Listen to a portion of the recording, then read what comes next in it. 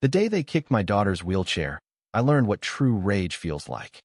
My name is James Carter, and I've been raising my 8-year-old daughter, Lily, alone since my wife, Emily, passed away in a car crash 2 years ago. Lily has cerebral palsy, but her wheelchair doesn't define her. Her tiny hands, which struggle with zippers, create artwork that could rival professionals. We live in Pinewood Grove, a quiet Texas suburb where neatly trimmed lawns and humming sprinklers set the scene. It's the kind of place where nothing happens until it does. That Saturday began like any other. Lily was on our driveway, sketching her latest superhero with her tongue poking out in focus. I was inside with Mike Dawson, my old college buddy who'd gone on to become an MMA champion while I embraced fatherhood. We hadn't caught up in years, but after hearing about Emily, he insisted on voice sighting. The calm shattered when a black SUV pulled up. Something about it felt wrong, too polished, too deliberate, with windows tinted too dark. 2 men stepped out in black polos emblazoned with HOA enforcement in bold white letters. I frowned. Our neighborhood had an HOA, but they sent letters, not goons in unmarked vehicles. Something's not right, I muttered, setting down my coffee. Mike raised an eyebrow but stayed silent, his fighter's instincts already sizing things up. Through the window, I saw the taller man approach Lily. His posture was too stiff, too commanding for a simple notice. The second man lingered back, hand near what looked like a taser. When the tall one pointed at Lily's wheelchair, my pulse surged. I was halfway to the door when Lily's voice rang out, high and confused, "But I'm just drawing." The sunlight glinted off a fake badge as the man loomed over her, jabbing a finger. Community Guidelines, Section 4.3, no obstructions. I burst through the screen door, fury boiling. "That's my daughter you're talking to." The man straightened, his eyes dripping with disdain. "Sir, we've had complaints about this." He waved at Lily's wheelchair. Lily's eyes met mine, wide and teary, her sketchbook trembling in her hands. "There's no issue here," I said, fighting to keep my voice steady. "She's on our property, drawing." "Who are you?" The second man stepped forward, chest puffed. "HOA enforcement, sir. That will chair VYOLAT's access regulations." Behind me, Mike stepped onto the porch. He hadn't spoken, but the air shifted like a storm was brewing. "Show me your ID," I demanded, positioning myself between them and Lily. The tall one smirked. "You've been warned before." "That's a lie," I snapped.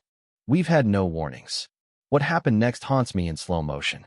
The tall man's face twisted as he sneered at Lily. His boots slammed into her wheelchair's wheel, jolting her small frame. Her sketchbook flew, pages scattering like broken wings. Lily didn't scream, just made a tiny, hurt sound that cut deeper than any cry. Something in me snapped. "Show me your ID," I growled again, stepping closer. My heart pounded as I shielded Lily. The tall one repeated, "You've been warned." The shorter man chimed in. Section 4.3.7.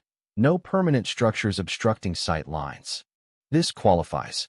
He gestured at Lily's wheelchair. "That's her mobility device, not a structure," I said, my voice rising. "We're on our property." The easement extends 6 feet from the curb, the tall one shot back, waving a clipboard with official-looking papers. "Your situation is in violation." The word situation lit a fuse in me. Before I could respond, he kicked Lily's wheelchair again. The chair lurched, and her drawing spilled across the concrete, a superhero's wings torn in half. "What is wrong with you?" I shouted, dropping beside Lily. "Are you okay, sweetheart?" She didn't answer, her eyes fixed behind me. Mike stood at the porch steps, his face not angry but cold, calculated like a predator locking onto prey. "You just kicked a disabled child's wheelchair," he said, voice eerily calm. "Did I see that right?" The tall man turned, annoyed. "Mind your business, buddy. This is official HOA enforcement." Mike took a step forward. "Oh, I think this is my business now." His move was a blur. One moment he was still, the next, his fist cracked against the tall man's jaw. The sound was sickening, like a bat hitting wet cement. The man collapsed, clipboard flying, sunglasses shattering. The shorter man froze, eyes darting between his partner and Mike. "You assaulted an officer," he yelled, reaching for his belt. Mike's laugh was icy. "You're not officers." And that wasn't assault. The man lunged, clumsy. Mike sidestepped, grabbed his arm, and twisted it behind his back. A sharp crack echoed as the man screamed, "My arm! You broke my arm!" Be thankful it wasn't your neck, Mike said. You kicked a disabled child's wheelchair. Did you think that would end well? Neighbors were outside now, phones recording. Mrs. Larson from across the street approached. James, I got it all on video, she said. These men aren't from our HOA. I'm on the board. We'd never allow this. Lily looked at Mike, awestruck, whispering, he's like Shadow Blaze. Police sirens wailed. 2 patrol cars and an ambulance arrived. The older officer assessed the scene. What happened? I pointed to the fake badges. These men claimed to be HOA enforcement, harassed my daughter, and kicked her wheelchair. My friend stepped in. The younger officer examined the badges. Counterfeit.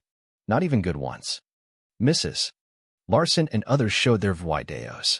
The tall man, regaining consciousness, was loaded onto a stretcher. His partner, arm in a splint, muttered, "You're dead. You don't know who you're messing with." The older officer overheard. Add threats to your charges. Impersonating officials, assault on a minor, attempted fraud.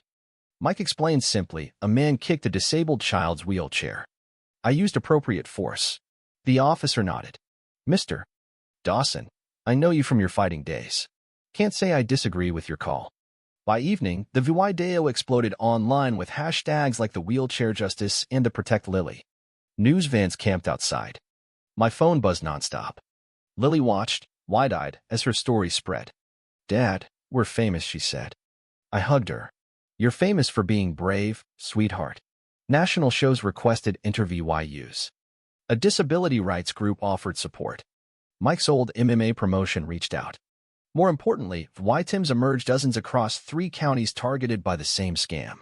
Elderly paid fake fines. Immigrants faced deportation threats. Single parents were intimidated. Police found the men, Victor Hayes and Derek Poole, had run the scam for a year, collecting thousands. Their SUV held fake badges, forged papers, and item records. The DA filed felony charges, and bail was denied due to ties to other state scams. 3 days later, Lily was invited to the community center. The mayor wanted to give her a Courage Under Fire certificate. She was nervous, but wore her Shadow Blaze t-shirt. The mayor announced Lily's law, mandating scannable ID for HOA reps. The crowd cheered. Mike stayed in the background, while vying off praise. A boy in a wheelchair approached Lily. You're my hero, he said. Those guys came to our house too. My mom paid Dula $300 because we were scared. Lily took his hand. They can't scare us anymore. That evening, an adaptable arts representative offered Lily a scholarship to their summer program for disabled young artists. We love your Shadow Blaze character, they said. We want you to design a comic book hero based on your story. Lily beamed. Dad, they want my superhero. As I tucked her in, she asked, Is Mike Leah VYing soon? Probably, I said. He's got his academy. Ask him to stay, she whispered. He makes me feel safe. When I told Mike, he nodded. I've been thinking. There's no adaptive martial arts here. Kids like Lily could learn self-defense. Builds confidence. You do that? I asked. He shrugged. Got nothing better to do. 6 months later, our lives had changed. Mike's adaptive martial arts program ran at the community center, with Lily as his first student. She designed a logo with Shadow Blaze in a winged wheelchair. Victor and Derek pleaded guilty, their sentencing making national news. Lily read a VY impact statement. You thought my wheelchair made me weak, but it's just a tool. My strength comes from inside and from people who stand up for what's right. The community center unveiled a mural of Lily drawing. Mike behind her, captioned Real Heroes Protect. I started a support group for parents of disabled kids. Neighbors stopped pitying Lily, they saw her strength. All because 2 fake HOA thugs kicked my daughter's wheelchair when my MMA friend was there. And he fought back.